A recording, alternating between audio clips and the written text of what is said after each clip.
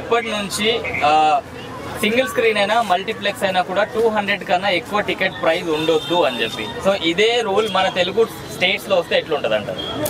నా పేరు వచ్చి త్రినాథరావు. అంటే 200 అన్నటువంటిది ఏంటంటే రీజనబుల్ ప్రైసే కానీ మనకి ఇప్పుడు సినిమా హీరోల తాలూకా రెమ్యునరేషన్ పెరిగిపోయింది, డైరెక్టర్ తాలూకా రెమ్యునరేషన్ పెరిగిపోయింది.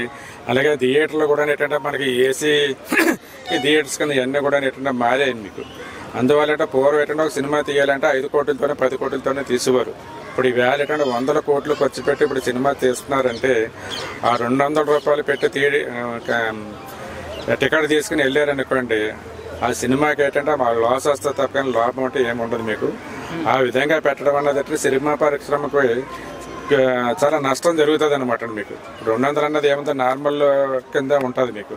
ఇప్పుడు అంతా ఏంటంటే మనకి పెద్ద పెద్ద థియేటర్స్ వచ్చాయి మీకు. మరి ఆ థియేటర్లో ఏంటంటే ఇప్పుడు 500, 1000 రూపాయలు, 1500 రూపాయలు టికెట్స్ పెట్టినటువంటిది మరి కిందకు వస్తే ఏమవుతుంది?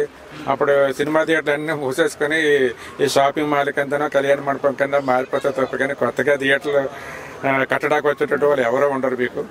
ఆ ప్రయోగం ఏంటంటే మన స్టేట్లో చేయడం అన్నది తప్పు. ఇక్కడే కాదు, ఇండియాలో ఎక్కడ చేసినా కూడా ఇప్పుడు వర్కౌట్ కాదు. అది సినిమా పరిశ్రమకే కాకుండా ఈ ఎంటర్టైన్మెంట్ చూసేటువంటి వాళ్ళు కూడా ఏంటంటే వచ్చేటువంటి సినిమాలు కూడా మనకు బాగా తగ్గిపోతాయి మీకు. ఇప్పుడు అంత బడ్జెట్ వల్ల 300 కోట్లు 400 కోట్లు హీరోకి ఇస్తుంటే అక్కడ బాగుపడేది హీరోలు, డైరెక్టర్లు బాగుపడుతున్నారా? జూనియర్ ఆర్టిస్టులకి ఏమైనా ఉంటుంది అందులో బెనిఫిట్ అసలు? అంతే అండి. ఇప్పుడు కూడా ఏంటంటే టాప్ లెవెల్లో ఉన్న వాళ్ళకే ఉంటారు తప్ప కానీ కార్మికులుగానే ఉంటారు మీకు. డైరెక్టర్ అవ్వచ్చు, లేదంటే మనకి హీరో అవ్వచ్చు, సంగీత దర్శకులు ఎవరైతే ఆ సినిమాకి ముఖ్యులు అనుకుంటారో మొత్తం మీద ఒక 10 మంది లోపు ఉంటారు. వాళ్ళకే మనకి ఇది ప్రాఫిటబుల్ గా ఉంటుంది తప్ప కానీ ఉన్న వాళ్ళు ఏంటంటే జీవనోపాధి కంటిన్యూ అయినా తప్ప కానీ వాళ్ళు పెద్ద ప్రాఫిటబుల్ అయితే ఏమి ఉండదండి మీకు. అంటే మరి ఇప్పుడు ఒక normal person, middle class person cinema చూడాలంటే మినిమం 5,000 పెట్టుకొని వెళ్ళాలి, ఒక ఫ్యామిలీ మొత్తం వెళ్ళాలండి. మరి ఆయన నెల శాలరీ 15,000 ఉంటుంది గట్టిగా చూసుకుంటే. మరి అలాంటి వాళ్ళు సినిమాకి వెళ్ళడం ఎలా ఇంత ప్రైస్? అదే ఇప్పుడు అందు గురించే కదా అందరూ ఏంటంటే సినిమాలకు వెళ్ళడం మానేసి ఒక నెల రోజులు పోయిన తర్వాత ఓటీటీలో కూడా చూస్తున్నారు మీకు. ఇప్పుడు పబ్లిక్ కూడా ఏంటంటే ఆల్టర్నేటివ్ ప్రతిదీ వచ్చేసింది కదా మనకి.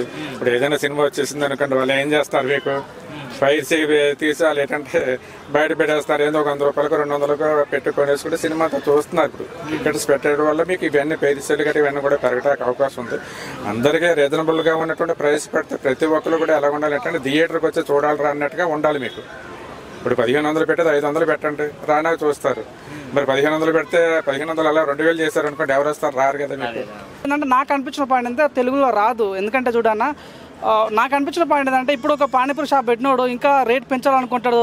ఇప్పుడు ఈవెన్ మీ ఫాలోవర్స్ కూడా మీకు ఇప్పుడు 2000 మంది ఫాలోవర్స్ ఉంటే ఇంకొంత పెరగాలనుకుంటారు, 10,000 మంది రావాలనుకుంటారు. ఎవరికైనా అత్యాశ ఉంటుంది కాబట్టి ఈ సినిమా అన్న పెద్ద ప్లాట్ఫామ్ ఇది.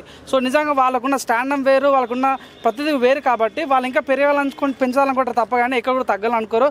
వాళ్ళకు ఒక రెమ్యునరేషన్ 70 కోట్లు 50 కోట్లు ఉంటాయి కాబట్టి నాకు తెలిసిన మటుకైతే తెలంగాణలో కానీ మన ఆంధ్రప్రదేశ్లో కానీ ఈ రేట్ అనేది చూడన్నా పెరుగుతా కానీ అసలు తగ్గదు అని నాకైతే అనిపిస్తుంది.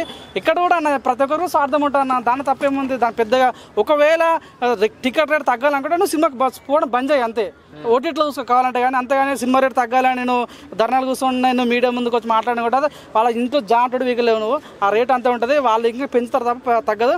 కానీ ఇంత డిసిషన్ తీసుకొని కర్ణాటక గవర్నమెంట్ తీసినాడు, వాళ్ళకి గట్స్కి హ్యాట్స్ ఆఫ్ అని చెప్పొచ్చు. నాకు తెలిసిన మటుకైతే తెలంగాణలో ఆంధ్రప్రదేశ్లో రాదు, నువ్వు ఎంత చేసుకున్నా కూడా రాదు అది. మరి ఒక మధ్య తరగతి వ్యక్తి సినిమా చూడాలంటే, ఫ్యామిలీతో సినిమా చూడాలంటే మినిమం 5,000 వరకు ఖర్చు అవుతుంది.